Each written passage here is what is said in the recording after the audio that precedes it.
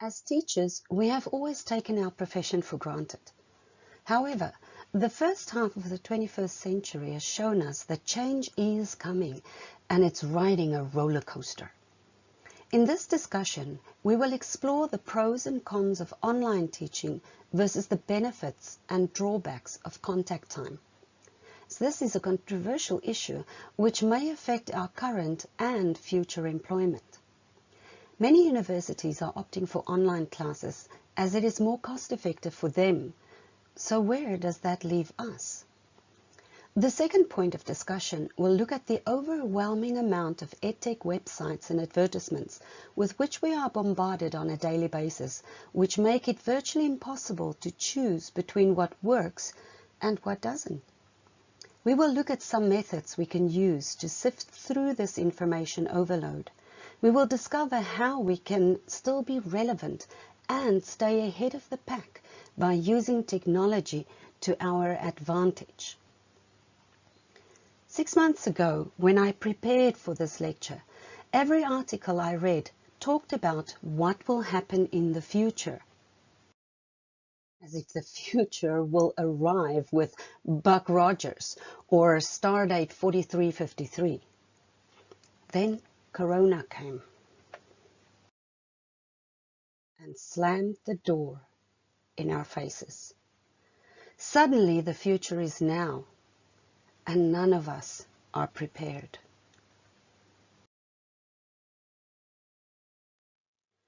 Within the first few days of the outbreak, we were running around like headless chickens. We fell over our own feet, had panic attacks, and dropped all our good ideas down the drain of mass hysteria. Then we tried to get back on an even keel and assured ourselves that things are not that bad and basked in the mistaken belief that things will soon be back to normal. Our lives have been ripped apart with the subtlety of a sonic boom. Everything we thought we knew have disappeared into the black hole of misinformation and finger pointing. Out of this whirlpool of confusion and raw emotions, we had to rise like the proverbial phoenix and get society up and running again. For thousands of students, teachers, and parents, the world started spinning sideways, and everything was going south in a hurry. Suddenly, students had to contend with unwitting homeschooled parents and self-conscious teachers on a computer screen. And we all felt like Jon Snow. We knew nothing. EdTech companies bombarded everyone with their infallible products, and administrators pushed faculty to learn about these at the speed of white light. Some of us fell through the cracks. Others slowly dissolved in a puddle of nerves and tears. And some of us rose to the challenge.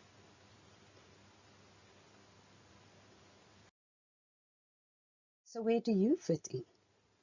What do you expect from yourself, your students, and your education administration?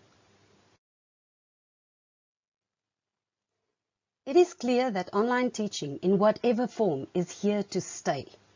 It's a global phenomenon that, granted, needs a lot more polishing, but it is, without a doubt, the new face of education. We've been talking about flipped classrooms since Alison King pushed the teacher from being the sage on the stage to the guide on the side in 1993. This didn't sit well with many old school teachers, but the idea of flipping a classroom has since proven to be very useful and became the incentive for various new ventures like the Khan Academy and Flipped Learning Global Initiative, led by Errol Sinclair Smith. Before we explore the EdTech wonders, let's just have a look at the differences between online teaching and teaching through video conferencing. Online teaching has been with us for some decades already. It used to have other names like distance learning and remote learning. This is a form of teaching where the materials for learning are posted on a website, a learning management system, or on YouTube. And the students can engage in the learning activities at a set time or at their own pace. Feedback is given via the chosen learning platform, and that's that.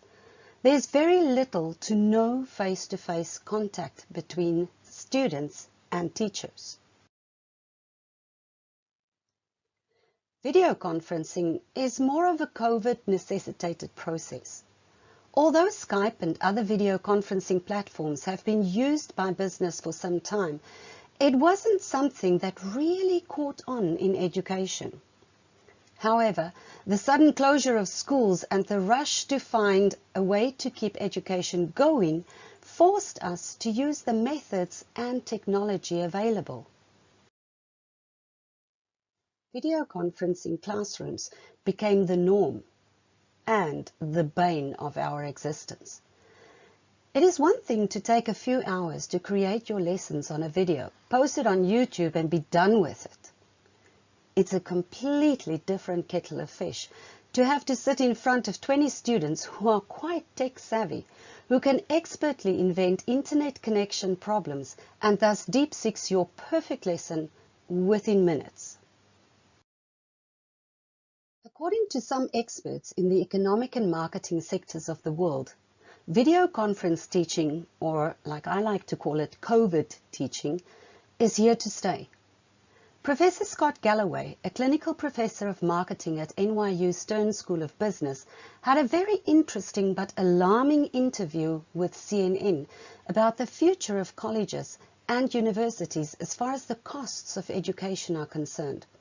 The question is, will it be cheaper to continue with COVID teaching methods, or will students eventually opt to return to the classroom, providing institutions cut the costs of on-premises education?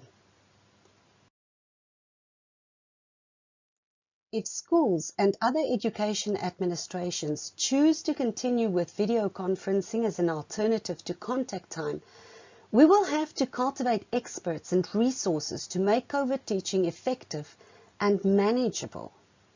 There are various platforms that are actively working on this issue. One such organization is the Academy of Active Learning Arts and Sciences. They have created a program which helps administrators and teachers to make the transition from contact to remote learning more practicable. It is called the RTOL program, and it is worth having a look at. The RTOL program is based on the Flipped Learning 3.0 framework. The speed with which the transition to online and, by definition, video conference education had to take place necessitated a program like RTOL, and it was developed using the information, research and collaboration by dozens of educators from around the world. Although we all know that flipped learning as an education framework is here to stay, we still need to explore how we can make it all work better in a post-COVID society. In my quest to make sense out of all of this, I started interviewing teachers and students who had the benefit of both online or Zoom classes and contact classes. The consensus was that there was no consensus on which is best. Both methods had its pros and cons. It seemed clear that an amalgamation of these two methods in conjunction with the effective use of learning management systems like Moodle would be the most beneficial way forward. According to the interviewed teachers and students, it was definitely also a case of more free time. That is, if they only focused on the 1 hour of actual Zoom time. However, the moment that you start to engage in the process of learning and teaching, free time becomes somewhat of an alien concept. Your time is only free in the sense that you can do your preparation or homework at any time that would be convenient for you. But you definitely do not, in essence, have more free time. Where for about 20 minutes, a video is shown in class, discussed, and let's move on is the next step in a contact classroom. A student can now watch the video more than once, revisit unclear aspects and so on, and take their sweet time to complete an assignment online. In real time, it takes a lot longer to do a lesson via COVID teaching than it would if it were done within contact time. However, having said that, it also seemed that students felt more inclined to engage with the online material. In a classroom, their misunderstanding of concepts was often overlooked due to a lack of time, and this led to students being left behind. With online work, they can re-examine concepts in various ways until they understand them. Most participants in the interviews also complained that they were a lot more tired after a Zoom session than after a contact class. The Harvard Business Review calls this Zoom fatigue. According to the article, How to Combat Zoom Fatigue, published in April 2020, Zoom fatigue stems from how we process information over video. On a video call, the only way to show we're paying attention is to look at the camera. But in real life, how often do you stand within 3 feet of a colleague and stare at their face? Probably never.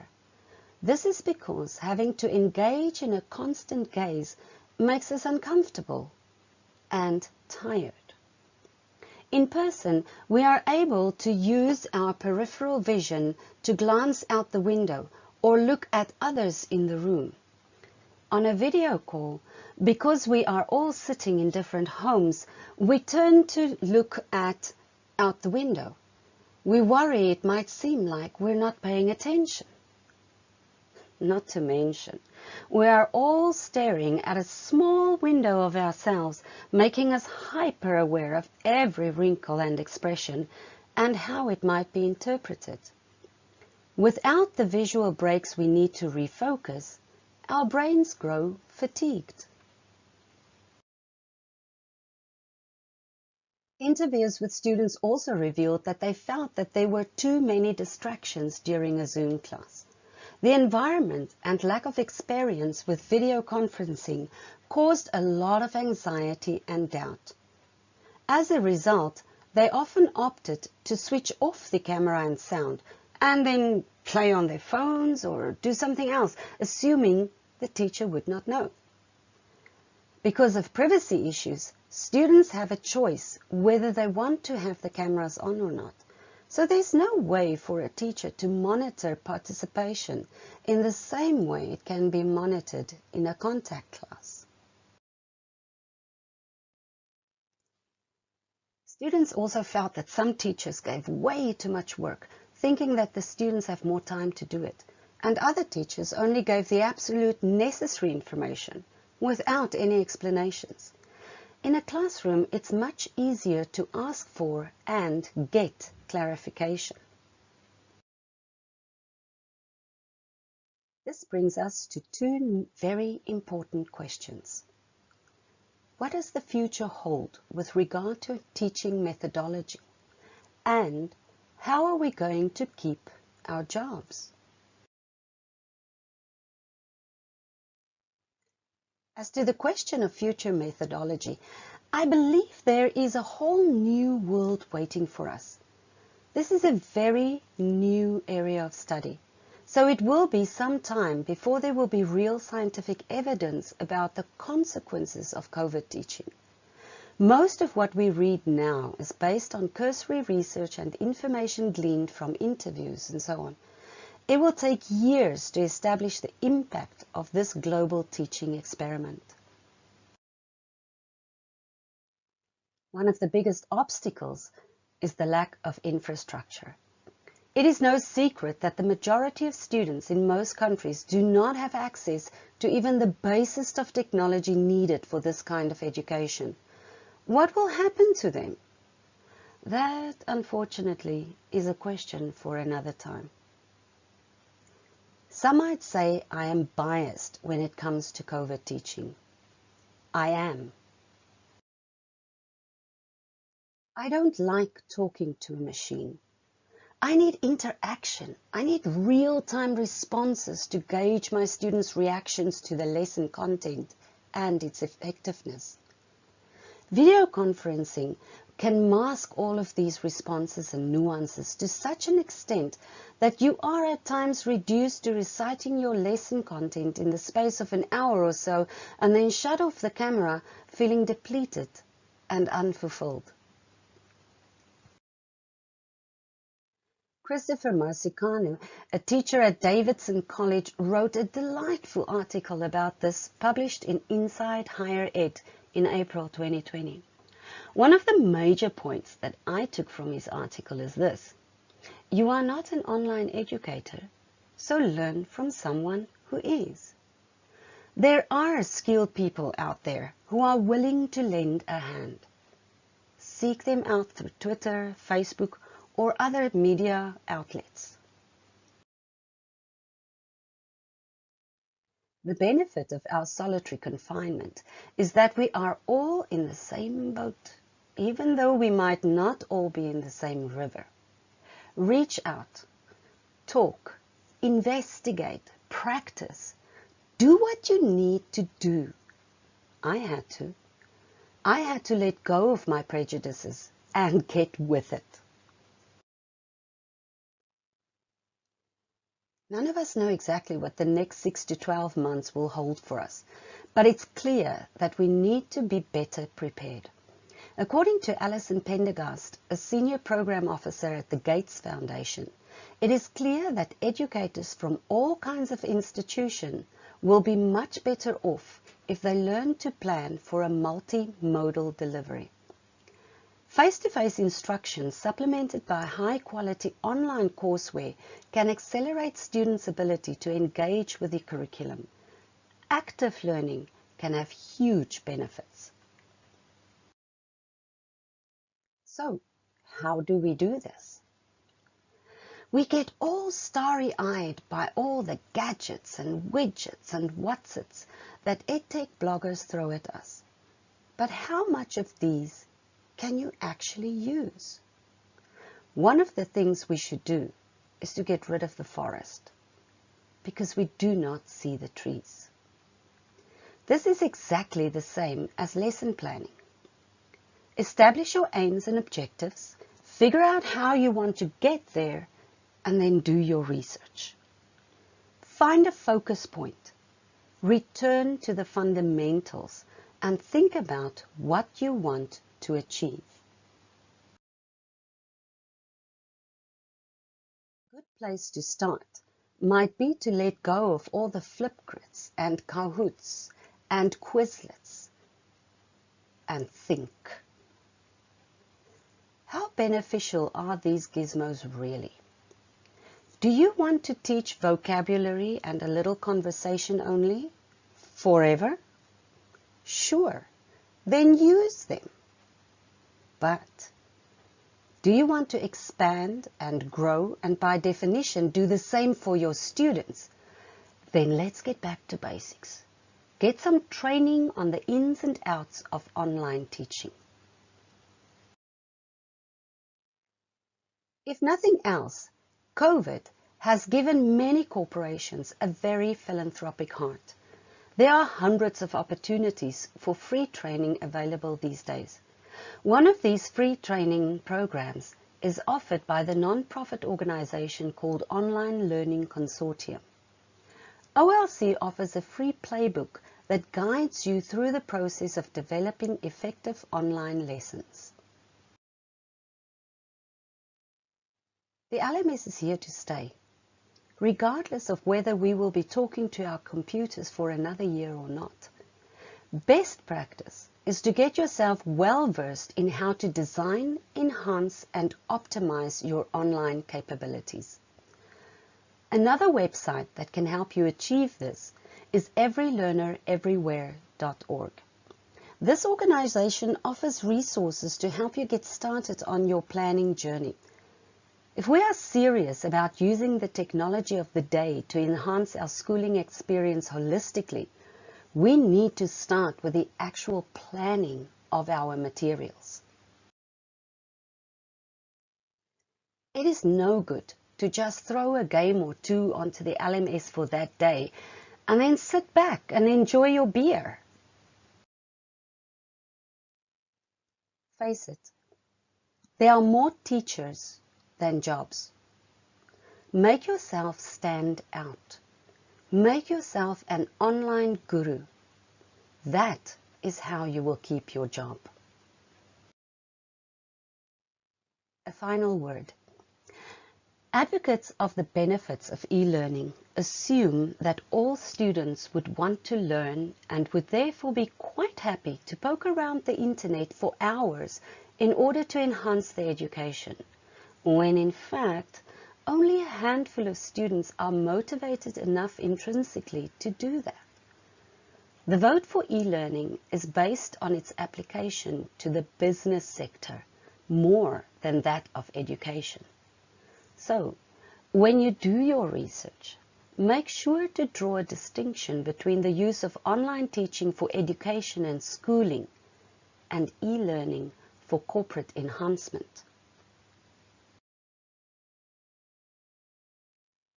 We live in an amazing era of challenges, opportunities, and hopes.